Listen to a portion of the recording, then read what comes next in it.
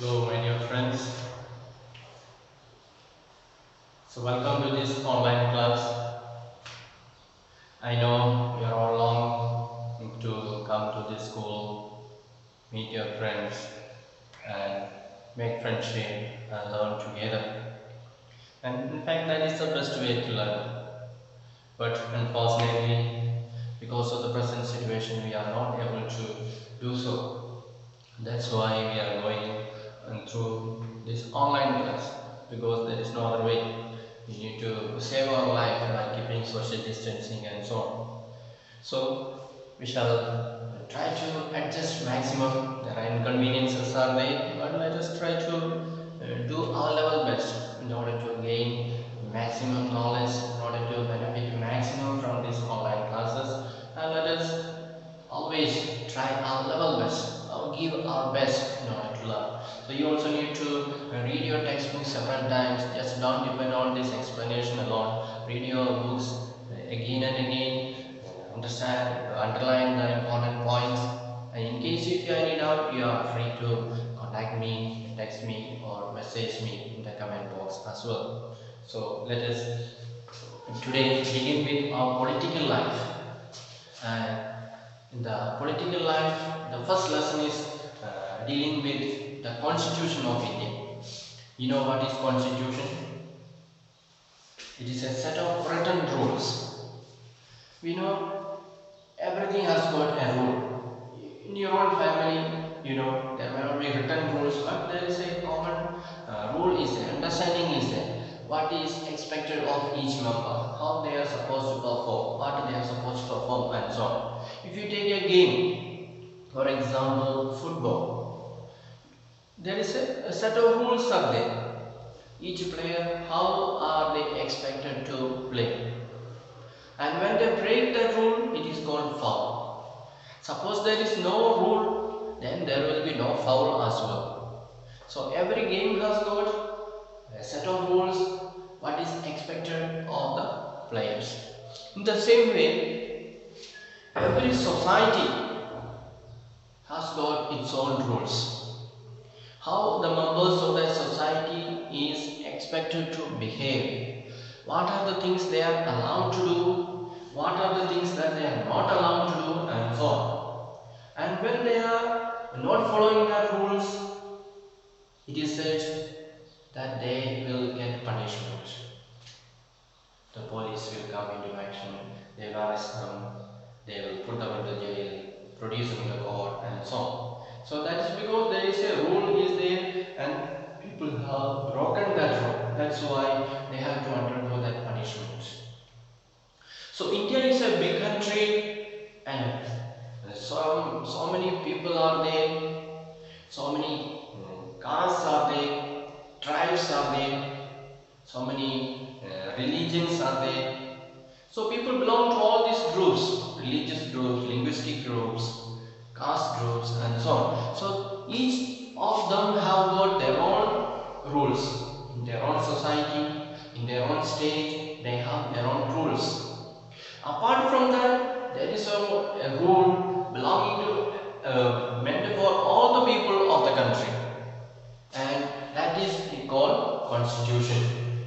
So the Constitution is a set of written rules meant for all the people of India. So people living in India, they are expected to follow this Constitution. If they break this Constitution, then they will have to face punishment. They will have to face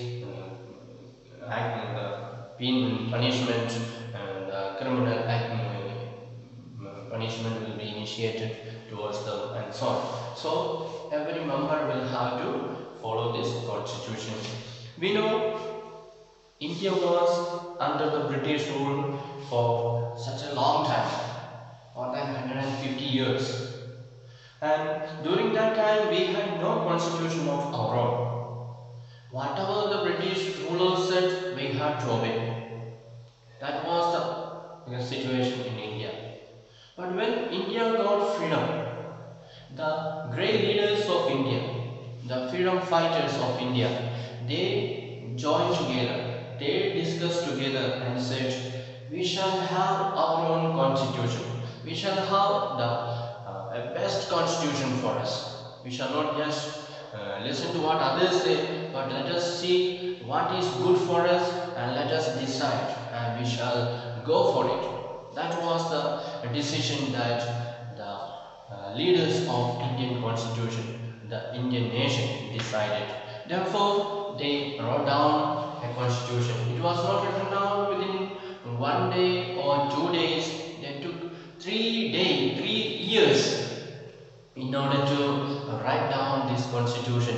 So a committee was formed, and Dr. Ambedkar was the head of that committee. He, together with others, studied the constitution of many other countries and studied nicely what is the good point in them, what is the bad point in them. So whatever was good was taken from the constitution of different countries and it was taken for us. So they studied nicely the situation and decided what is good for us and what is not good for us. Accordingly, a constitution was formed.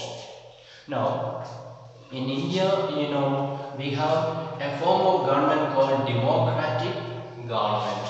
Democratic.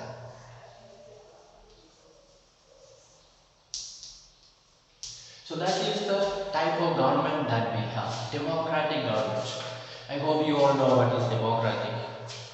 After every 5 years we conduct elections, we elect the MPs to be our representative, and they will form the government.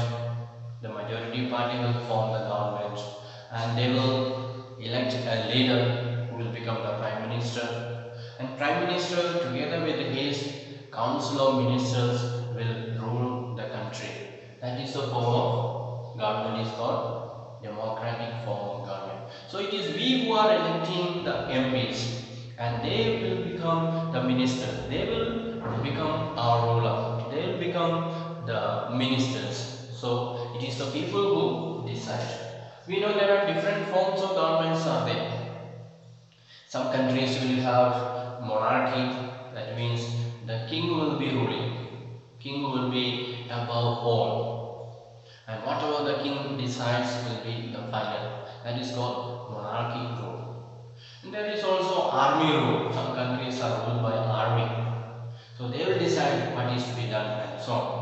So in the case of monarchic rule or the kingly rule or army rule and so on, the people, the civilians, they have very less opportunity to express their opinion. What they will say and the people have to obey. If they don't obey, then they will have to get punishment. So people very often they lose their freedom in under such a kind of governments. But in a democratic government, people have got more freedom because it is we who are electing our leaders, our representatives. And if they are not listening to us, if they are blocking our freedom, then they know after 5 years election will come again, and if I don't do well, people will not elect me again. So I will lose my chance. So they are very well aware about the situation that the government that we are forming or the chance that we are getting to rule the country is only for 5 years. If you don't do well, people can change their mind and they can elect someone else during the next election, and then those people will have to sit outside. They cannot form the government. Therefore, they are very well aware about the situation in a democratic country, and they will try to do the level best in order to make the people happy, in order to provide the best for the people and so on. That is how in a democratic country the government is functioning. At the same time, we know government has got a lot of responsibilities, especially in India, where people belonging to different classes, different communities, different religions, different groups and so on. So in order to make a rule meant for all the people of the country, see. So one rule may be fitting for one community, for another community that rule they may not be happy, they may not like it.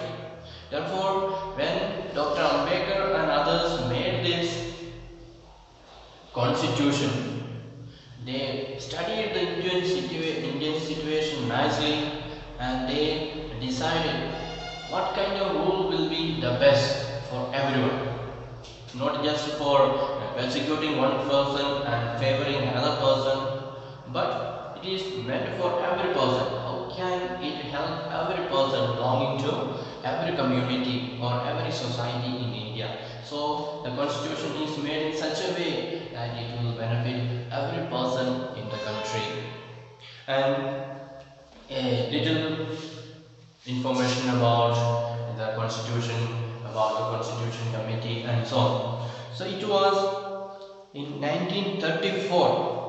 1934, that means India was still under British rule, but it was the freedom process was going on, and the people demanded, especially the main freedom struggle party, Indian National Congress, they demanded that we must have a constituent assembly. We should have a constituent assembly in order to formulate, in order to finalize the constitution. So an assembly should be there, a group of people should be there. Then in 1946, so they demanded in 1934 and it was going on, the British did not give permission. So in 1946 this was convened, the assembly was convened. So after 12 years only it was granted. It was granted after 12 years, and so the assembly was formed and it was convened. They called a meeting.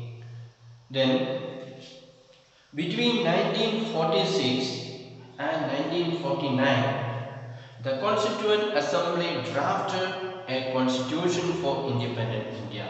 So they started in 1946 and it went on till 1949. So during these 3 years, the Constituent Assembly headed by Dr. Baba Sahib Ambedkar, they studied the situation nicely and they formed a constitution. They wrote down all the rules of the country, how the country should be governed, what kind of government we should have, all that kind of things were written down there, and therefore it was formed in 1946. So it was started in 1946 and it went up to 1949. Till then, the society, the Constitution Committee was working and they finally made the draft about it. Then let us see what are the purposes of this constitution. Why should we have a constitution? So they took so much trouble and they formed this constitution, and what is the purpose of it? Why did they struggle? Or why should we need a constitution? Let us see what is the purpose. So the first purpose is the constitution helps us to serve as a set of rules and principles that all persons in the country can agree upon. So we said people living in our country, they have got different rules are there because they come from different societies. So all the rules may not be easy for every person to follow or to practice. But the constitution is meant for all, whether they come from south or north, east or west, or whether they are tribals or non-tribals. Everyone will have to follow it. So it is a common rule meant for all the people of the country. They have to obey it. So it is this rule that makes us all equal, this constitution. Otherwise some people will say this rule is not applicable for me, so I am free from that and you are under that rule. So then there will be distinction between people. Some are under the rule, some are over the rule. So there will not be equality. So constitution is meant for all and every person will have to follow it, and that will make everyone equal before the law. So that is the first purpose. You understood what is the first purpose of constitution? That is to make every person follow the same rules. So nobody is exempted, whether they are poor or rich, whether they are from one corner or from another corner, everyone will have to follow these rules. So it is the constitution that makes everyone bind together. Everyone is an Indian because they are under this constitution. So it is the duty of the government and the court to make sure that every person is getting the benefit of this constitution. So it is not only the duties that it is speaking about, but it is also speaking about rights. What are the things should be provided to the people? That also is mentioned there. Not only the people have to follow the law, but what the government has to do for the people, what the court has to do for the people. Everything is written down there. So that is a very big book where all the rules meant for all the people of our country is mentioned. Therefore, it is very important. And we know, let us study now about compare between India and Nepal. We know Nepal is a neighboring country. It is the Himalayan country, it is along the Himalayas. And we know Nepal was ruled by king. It was a monarchy state. So the king was ruling. The king, there are some ministers to help the king. So instead of the prime minister, the king was controlling everyone. But the people of Nepal were very unhappy with this rule. They wanted to have democratic country. They wanted to have democratic rule in their country. But the king was not willing to give up his power. If a democratic government comes, the king will lose his chance. He will not be the ruler anymore. So he was not willing to give up. So he continued to hold on the power. He continued to rule the country. But the people protested and protested.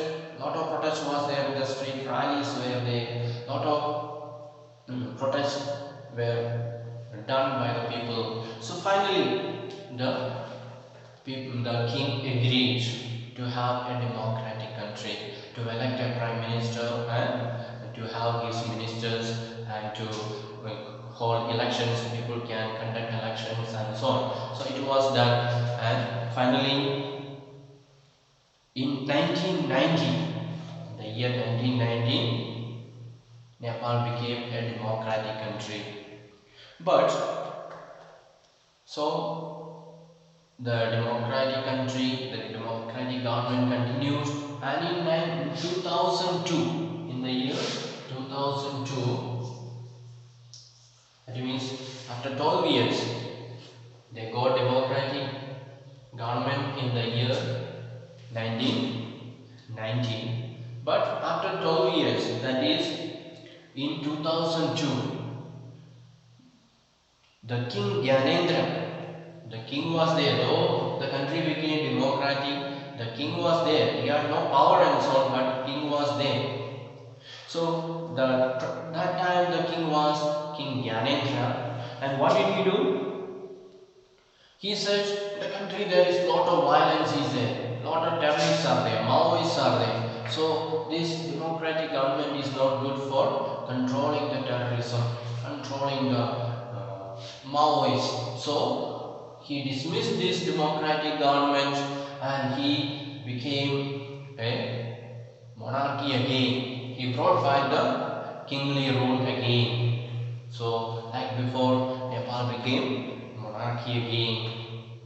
So people were not happy again. People wanted democratic government, but the king, using his power, dismissed the government and brought back the monarchy rule again. So king became the supreme again. So people began their protest again. Earlier they were protesting and protesting.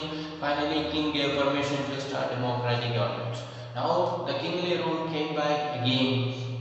And so people started protesting again because they are not happy. They don't want the kingly rule. They want to have election. They want to have prime minister.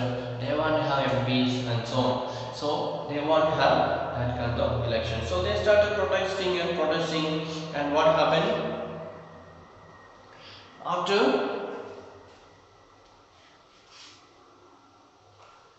after 5 years? So 5 years people protested. That is in 2007. Government became ready to become democratic again. The king said, okay, I will not rule, I will give a chance for the democratic government. So democracy became active again, once again. So that way people of Nepal, they became successful, not within 1 or 2 years, but many years of struggle, many years of protest. After that only their protest became fruitful and they got the result that they are able to form a democratic country.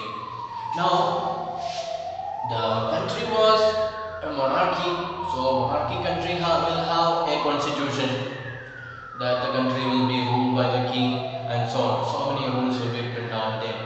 Now they are changing from monarchy rule to democratic rule. So they need to change the constitution.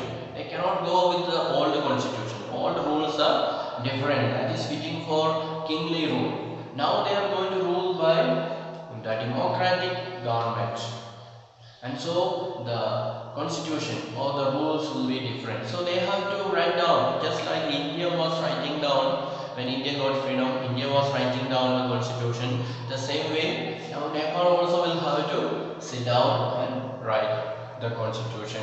Then only they will be able to really live a life of democracy. So it is not that easy. They have to find out the people who will be able to write down the constitution. They will be able to do well, explain well, rule well. Everything should be done well. So they need good people, qualified people, educated people, and so on. So it is not that easy, but people were determined. By all means, we want to have democratic form of government. Therefore, they tried their level best and they formed the constitution, and Nepal became a democratic country again. Then that is we are just comparing between Nepal and India. So Nepal had a very troubled past. They were ruled by the king, then became democratic, again ruled by the king, and again became democratic, and so on. So they had a lot of struggles were there, a lot of troubles were there. But finally, the people managed to succeed in changing the form of government from monarchy rule to a democratic rule, and that became successful. So that is about the Nepal and Indian constitution.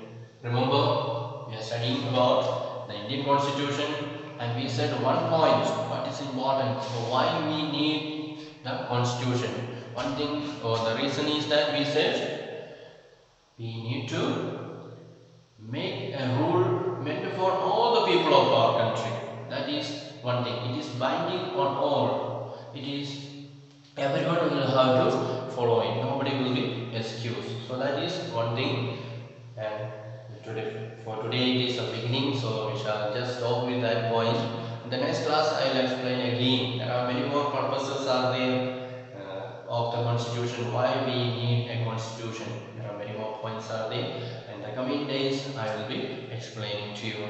So for today you learn nicely about what we have learned. We have just learned about only just 2-3 pages. So read your book nicely, understand nicely, and if you have any doubt, you ask. Okay. So thank you for listening. Have a nice time.